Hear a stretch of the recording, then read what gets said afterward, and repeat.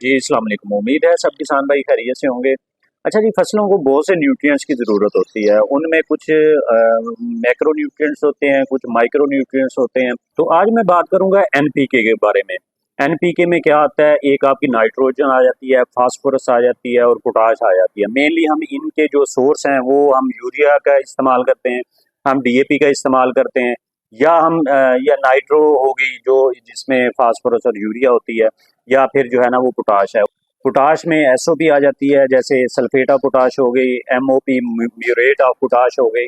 Main जो चीज़ है ना वो समझने की वो ये है कि हमने कौन सी खाद जो है ना फसल की किस स्टेज पे डालें तो उसके अच्छे रिजल्ट्स मिल सकते हैं, और फिर कितनी मिकदार में हमें जो है ना वो डालनी चाहिए। ये सारी चीज़ें जो है ना वो इस वीडियो में आप जान सकेंगे। पूरी वीडियो देखिएगा, आपके लिए बहुत ये फायदेमंद साबित होगी।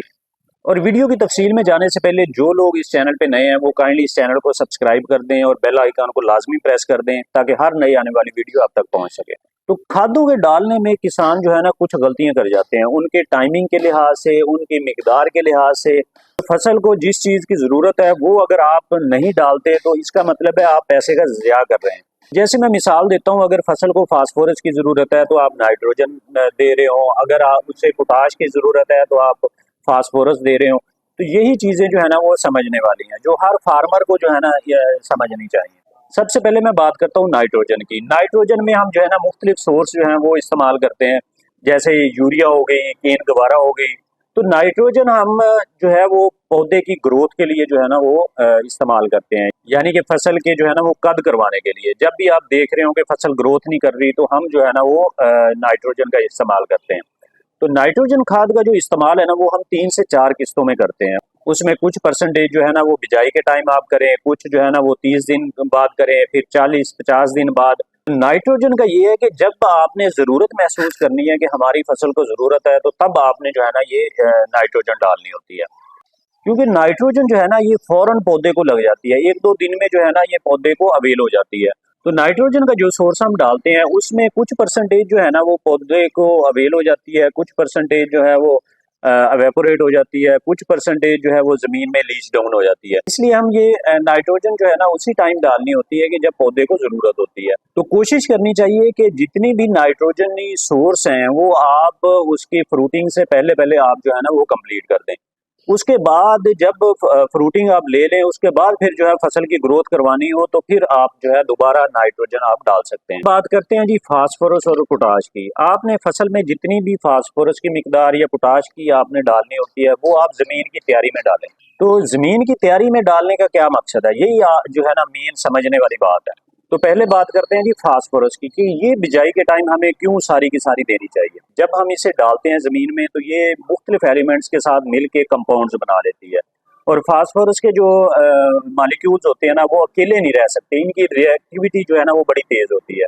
ये दूसरे एलिमेंट के साथ जो है ना वो मिल के कंपाउंड्स बनाते हैं। तो फिर आहिस्ता आहिस्ता जो है ना ये कंपाउंड्स टूटते हैं या घुलते हैं और फिर जो है ना फास्फोरस पौधों के लिए अवेल होती है। तो जब ये फसल को फास्फोरस हम डालते हैं तो उससे जो है ना 20 से 25 दिन बाद जो है ना ये पौधों को अवेल होती है। इसलिए फास्फोरस जो है ना ये हमें जरूरत से पहले देनी पड़ती है, क्योंकि शुरू में ये कंपाउंड्स बनाती है, फिर धीरे धीरे जो है ना वो कंपाउंड्स टूटते हैं और फिर जो है ना पौधों को अवेल होती है। इसलिए हमें जो है ना वो टाइम से पहले देनी पड़ती है।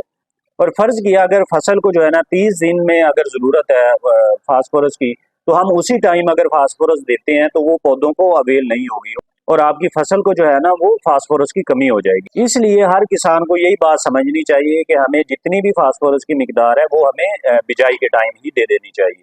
अब पोटाश हमें जो है ना वो बिजाई के टाइम सारी की सारी मिकदार क्यों देनी चाहिए। तो पोटाश का ये है कि चाहे वो आप एसओपी डाल रहे हैं चाहे वो एमओपी डाल रहे हैं, एसओपी मतलब कि सल्फेट ऑफ पोटाश और एमओपी मतलब म्यूरेट ऑफ पोटाश, ये दोनों जितनी भी मिकदार आपने डालनी है ये आपने बिजाई के टाइम आप डाल देनी है। तो ये जो पोटाश होती है ना ये जमीन में फिक्स हो जाती है। फिक्स कैसे होती है, मट्टी की जो है ना वो लेयर्स होती हैं और मट्टी की ये दोनों लेयर्स में जो है ना वो मिनरल्स होते हैं और दरमियान में जो है ना ये पोटाश के आयंस जो है वो फंस जाते हैं। तो ये पोटाश के आयन जो है ना ये पानी में बाहर निकलेंगे तो पौधों को अवेल होंगे।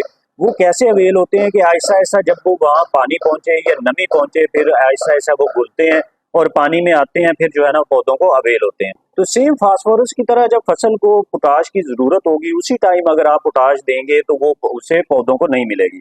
वो ज़मीन में फिक्स हो जाएगी और उससे फसल को जो है ना वो पोटाश की कमी हो जाएगी। इस वजह से हमें जो है ना वक्त से पहले जो है वो पोटाश देनी चाहिए, ताकि आहिस्ता आहिस्ता फिर जो है वो पोटाश के आयन जो है वो घुल के तो पौधों को अवेल हो। तो हमारे यहाँ किसान जो है ना अक्सर खड़ी फसल में डीएपी का इस्तेमाल करते हैं, तो वो उसमें से नाइट्रोजन फौरन लग जाती है और किसान समझता है कि हमारी डीएपी का भी जो है ना वो असर हुआ है। हालांकि ऐसा नहीं होता, वो डीएपी फिक्स हो जाती है, वो लेट फिर जाके कहीं लगती है जब फसल को जरूरत ही नहीं होती। तो इस वजह से इन्हीं बातों का जो है ना वो ख्याल रखना चाहिए, तो फिर ही आप जो है ना अच्छी पैदावार ले सकते हैं। अगर आपकी फसल को जो है ना वो फास्फोरस की इमीडिएट जरूरत पड़ जाती है, फसल आपकी खड़ी है, तो आप फिर क्या कर सकते हैं? तो फिर जो है ना आप एनपीके जो फोलियर स्प्रे के लिए आती है वो आप कर सकते हैं। वो मुख्तलिफ जो है ना वो परसेंटेज में आती है, वो 15-15-15 में भी आती है, वो 19-19-19 में भी आती है, वो 15-20-20 में भी आती है, वो 20-20 में भी आती है। आप कोई भी जो है ना वो स्प्रे कर सकते हैं।